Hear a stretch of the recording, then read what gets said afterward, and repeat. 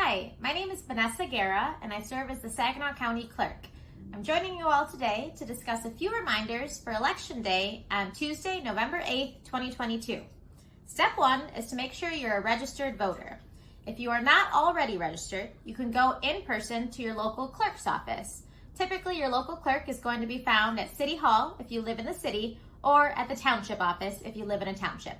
When you go to the local clerk's office, they'll have you fill out a voter registration form.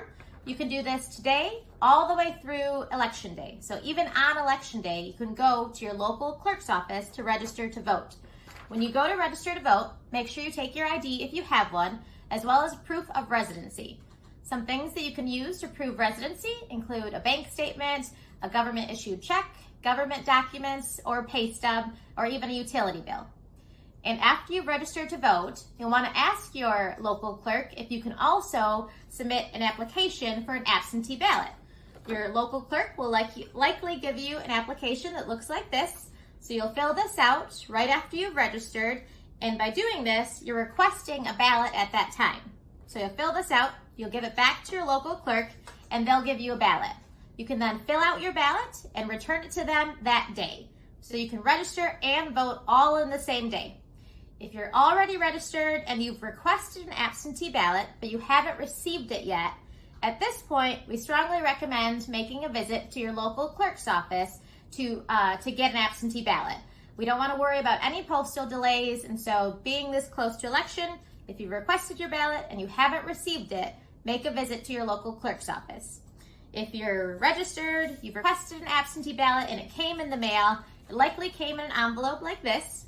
One of the first things that you'll notice in that envelope were instructions. Make sure you read these instructions. They're going to tell you about filling in your circle completely and any other things that you want to know about filling out your ballot. After you've read the instructions, you'll go ahead and fill out your ballot. This is a sample ballot we have. Remember to do both the front and the back. After you've filled out your ballot, you're going to fold it and you're going to put it in the secrecy sleeve. When you put it in the secrecy sleeve, it's important to remember you're not going to fold the secrecy sleeve over. You're going to leave it just like this so that the ballot is sort of sticking out a little bit. After you've done that, you'll take this and you'll put it into the return envelope. Your return envelope is likely green, it might be purple.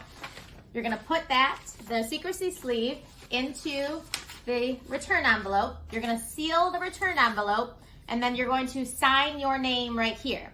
It's very important that you sign the return envelope, or else your ballot will not be counted if there's not a signature.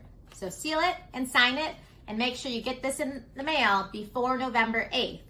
At this point, we strongly recommend dropping off your absentee ballot to your local clerk to avoid any postal delays. Ballots have to be received by November 8th. So it doesn't matter if they're postmarked by November 8th, they have to be received by your clerk by November 8th. So now that you have all of this information, I hope that it's helpful, and I hope that you get to your local clerk's office to register and to submit your absentee ballot by Tuesday, November 8th. Thank you.